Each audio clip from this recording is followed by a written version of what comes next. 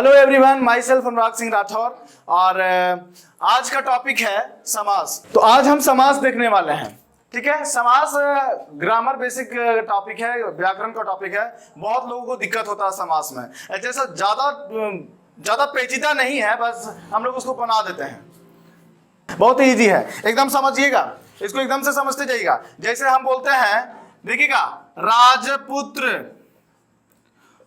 ठीक है, राजपुत्र बोल रहे हैं। ठीक है, आगे देखिए, घोड़सवार बोल रहे हैं। क्या बोल रहे हैं? घोड़सवार। तो बोलिएगा घोड़ा पर सवार। राजा का पुत्र, है ना। अब बोलेंगे देशद्रोह, है ना। ये देशद्रोह है, इसको देश से निकालो, देशद्रोह, देशद्रोह। तो बोले इसको देश से द्रोह करता है ना। आप बोलेंगे नहीं नहीं, हम देश से द्रोह नहीं करते हैं, हम तो देशभक्त हैं। अच्छा, हाँ, तो हम देशभक्त हैं, देश का भक्त, है ना। हमारे अंदर कूट कूट के देशभक्ति भरा पड़ा है। देशभक्ति मतलब देश के लिए भक्ति भरा पड़ा है। तो समझिएगा, तो बस ऐसे ही कुछ शब्द जो होती हैं वो कंपाउंड होती हैं, क्योंकि समास को इंग्लिश में बोलते हैं कंपाउंड। और कंपाउंड तो आप लोग पता है किसको बोलते हैं। कंपाउंड का मतलब होता है यौगिक। यौगिक मतलब योग, जोड़ देना। दो शब्दों को जब एक साथ जोड़ दिया जाता है, समास बन गया।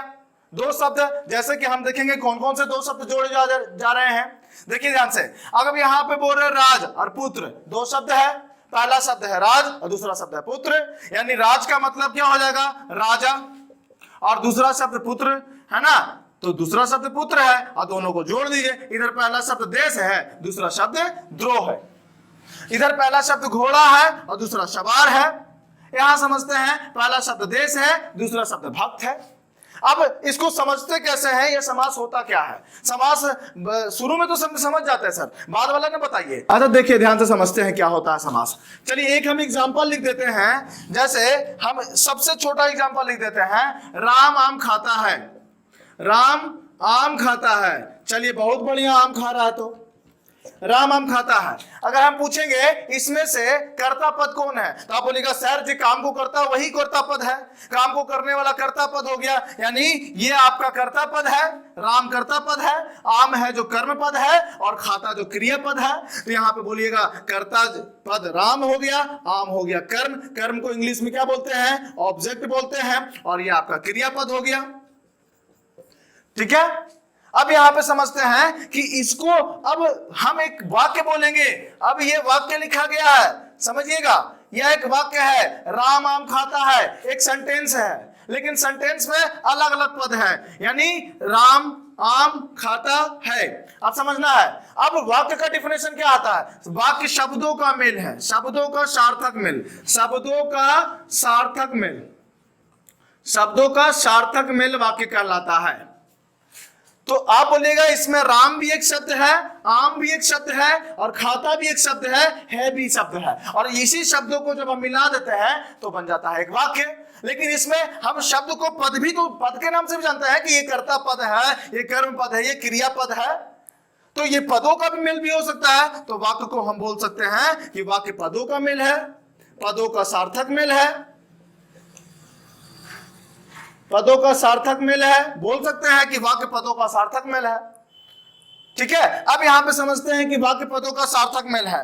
तो यहां से समझते हैं राम भी एक पद है, आम भी एक पद है, खाता भी एक पद है। तो खाता क्रिया पद है, आम कर्म पद है, और राम कर्ता पद है। तो यहां पे हम समझाना क्या चाह रहे हैं, समझिए।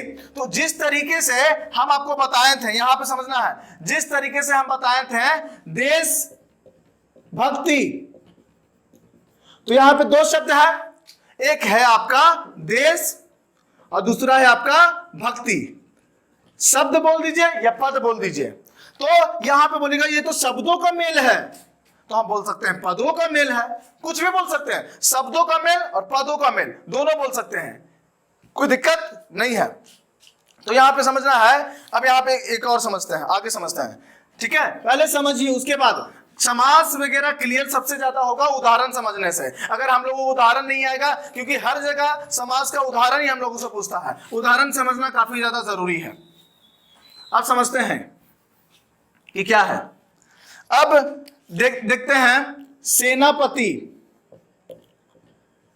सेनापति, सेनापति बोल रहे हैं, सोनापति नहीं बोल रहे हैं। आज पति का नाम भी बहुत सारा हो गया, सोना, मोना, ढकोना, पता नहीं क्या क्या हो जाता है, सोनापति लोग बोलते हैं। सेनापति हैं, तो सेना में एक शब्द है सेना, दूसरा शब्द है पति, यानी सेना का पति, सोनाक्षी सिन्हा का पति नहीं, सेना का पति, यहां पे समझना है, सेना का पति। तो सेना एक शब्द हो गया और दूसरा शब्द हो गया पति, तो सेना हो गया एक पद और पति हो गया एक पद। तो कितने पद हैं? 2 पद, और दोनों पदों का हम क्या कर रहे हैं? मेल कर रहे हैं। दोनों पदों का क्या कर रहे हैं? मेल कर रहे हैं। मेल मतलब मिला रहे हैं, यानी पदों का मेल क्या कहलाता है? समास कहलाता है। पदों का मेल। अब पदों का कैसा मेल होना चाहिए? निरर्थक या सार्थक? सार्थक मेल होना चाहिए। तो समास यहां से बन जाएगा पदों का सार्थक मेल। आप ध्यान से समझिए, पदों का सार्थक मेल। तो यहां से इसका परिभाषा हम लोग लिख सकते हैं। समास का परिभाषा क्या हो जाएगा कि पदों का सार्थक मेल, पदों का सार्थक मेल। अब कितने पद हो सकते हैं? 2 पद हो सकते हैं या 2 से अधिक पद हो सकते हैं। तो 2 या 2 से अधिक पद, 2 या 2 से अधिक, 2 या 2 से अधिक पद। यहां समझिए, परिभाषा में हम लोग देखते हैं परिभाषा क्या होगा। समास हम बोले कि यहां पे राजा की कन्या, तो इन दोनों का मिलाइएगा, राज कन्या, ठीक है। तो यहां पे बोलिएगा राजा की कन्या, तो एक पद आपका राजा था और दूसरा पद आपका कन्या था, ठीक है। तो एक पद आपका राजा, दूसरा पद आपका कन्या, पदों का मेल कर दिए तो क्या बन गया? परिभाषा यहां से बन गया कि समास सबसे पहले पदों का मेल है। पदों का मेल, समास क्या है? पदों का मेल। अब समझिए, अगर अब यहां पे पद, कितने पद? यहां पे 2 पद हैं, कम से कम 2 पद होते हैं। एक पहला पद होता है और एक अंतिम पद होता है। तो पहले पद को हम लोग बोलते हैं पूर्व पद। समास में पहले वाले पद को पूर्व पद कहा जाता है और अंतिम पद को या बाद वाले पद को उत्तर पद या अंतिम पद के नाम से जानते हैं। तो समास में कितने पद होते हैं? ये क्वेश्चन आता है कि समास में कितने पद होते हैं? समास में 2 पद होते हैं, एक पहला पूर्व पद होता है और अंतिम वाला उत्तर पद होता है।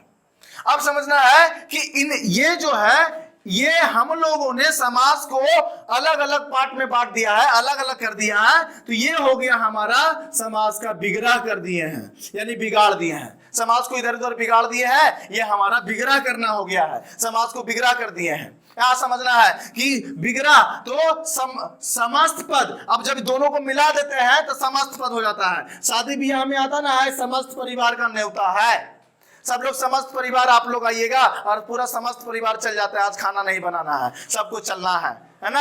अरे आज शाम का खाना नहीं बना, 10 को 15 को जिसके यहाँ बोलेंगे शादी में जाना है, पूरा समस्त परिवार को न्योता मिला है ना। तो समस्त परिवार घुस जाते हैं शादी में। तो कहा है भाई, तो समस्त परिवार, पूरा परिवार, तो इन दोनों को मिला देते हैं तो बन जाता है समस्त पद। अब ध्यान से समझना है कि समास में कितने पद? एक है पूर्व पद, एक है उत्तर पद, और पदों को मिला दिए तो बन गया समस्त पद। तो ये वाला हमारा हो गया समस्त पद।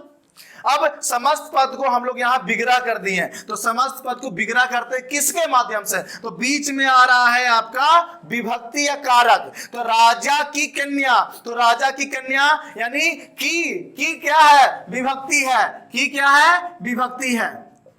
अब आपको समझना है कि विभक्ति किसे कहते हैं।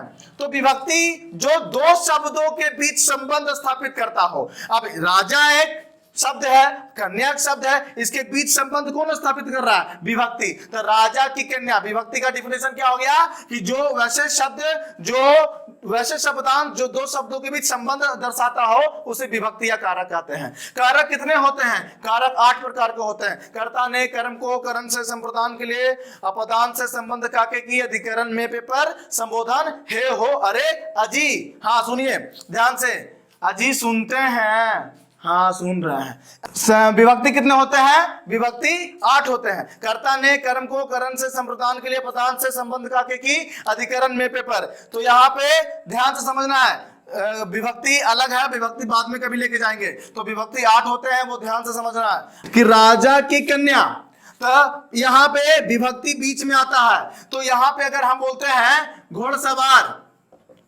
तो आप लोग बोलिएगा क्या, घोड़ा पर सवार, घोड़ा पर सवार। तो इस पर क्या हो गया, विभक्ति आ गया, तो बीच में विभक्ति आ रहा है। तो डिफिनेशन हमारा जा रहा था कि समास पदों का मेल है। डिफिनेशन क्या जा रहा था, समास पदों के मेल है। तो कितने पद हैं, 2 पद हैं या 2 से अधिक पद होते हैं। तो यहां पे हम लोग लिख सकते हैं परिभाषा, 2 या 2 से अधिक पद, 2 या 2 से अधिक पद।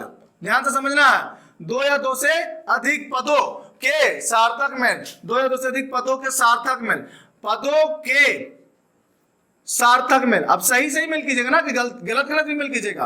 2 या 2 से अधिक पदों के सार्थक मेल। अब देख ध्यान से, अब इन दोनों को मेल कर रहे हैं। अब यहां समझना है, पूर्व पद को और उत्तर पद को मिला रहे हैं, तो विभक्ति कहां गया, गायब हो गया।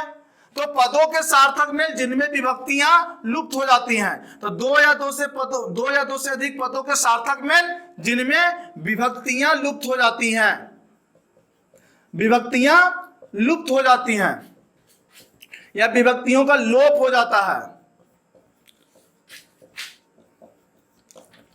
उसे समास कहते हैं।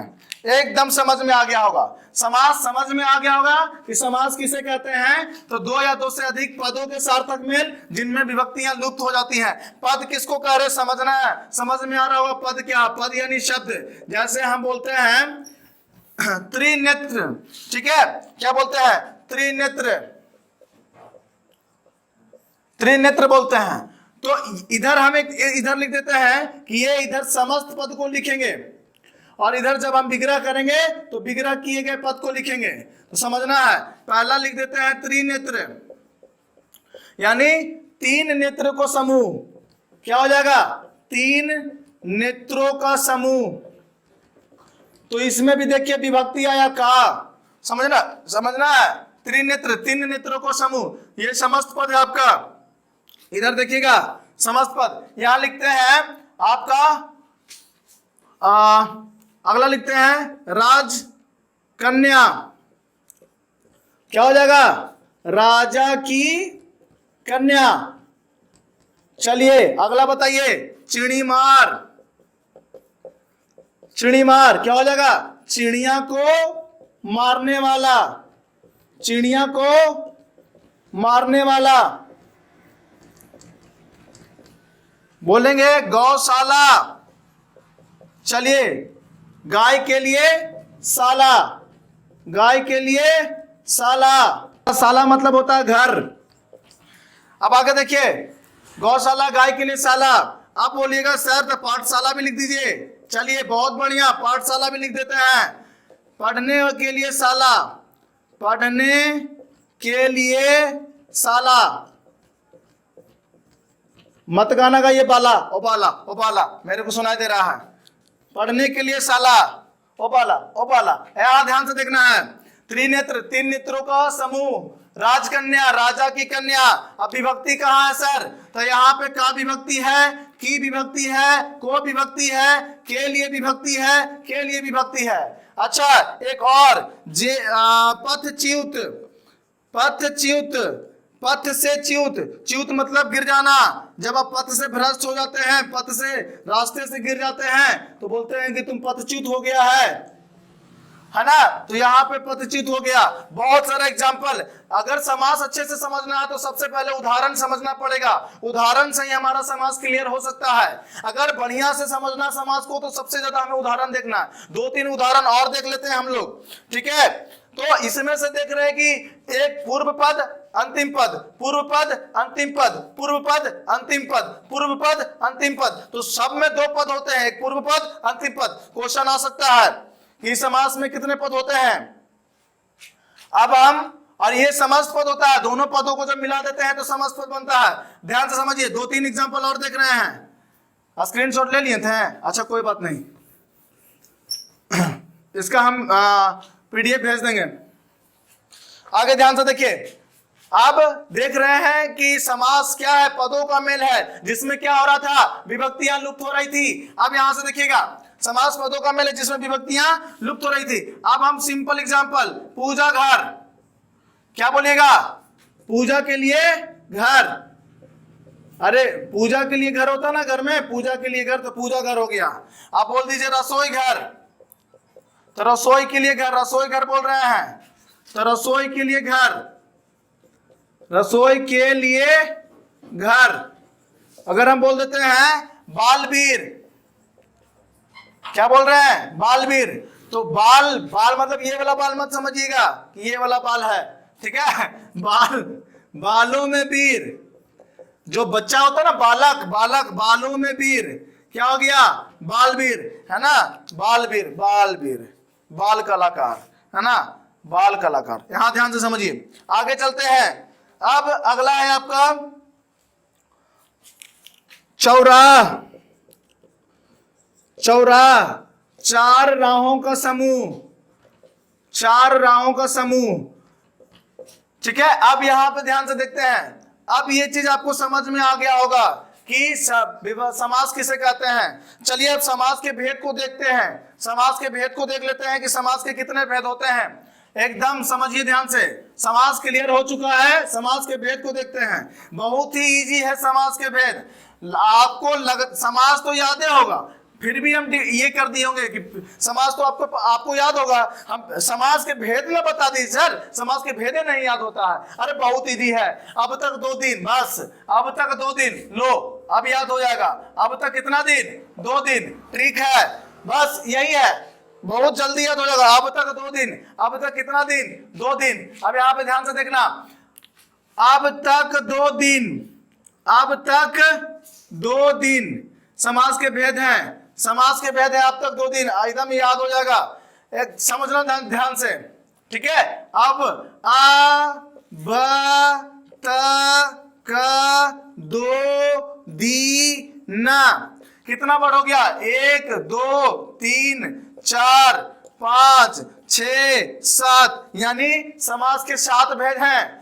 सॉरी, समास के 7 भेद हैं। 7 भेद में से एक भेद को हटा दिया गया है, लेकिन अब समास के कितने भेद हैं? 6 भेद। तो इसमें से किसको हटाया गया? ध्यान से देखते हैं। आ से क्या होता है? आ से अव्ययी भाव समास होता है।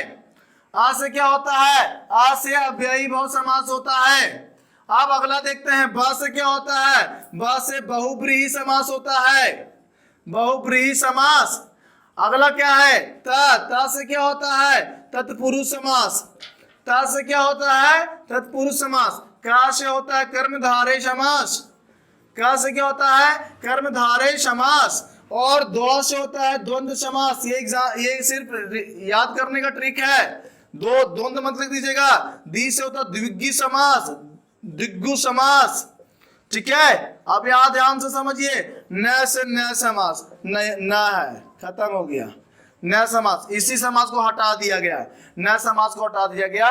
बताते हैं, न समास जिसका पहला पद नकारात्मक होता था उसको हटा दिया गया। जैसे हम बोलते थे ज्ञान, और ज्ञान के आगे आ लगा दीजिए, अज्ञान मतलब ना ज्ञान। अब जैसे नाथ, जिसके माता पिता होते हैं उसको नाथ बोलते हैं, और जिसके माता पिता नहीं होता है उसको अनाथ बोलते हैं, है ना? नाथ, है ना? तो इसी तरीके से न समास को हटा दिया गया। लेकिन पढ़ने के लिए अगर बोलिएगा तो हम पढ़ा ही देंगे, ठीक है? जिसका पहला पद नकारात्मक हो, उसे ना हो, उसे हम लोग क्या है? न्याय समास कहते हैं। अब देखिएगा ट्रिक है, अब तक 2 दिन।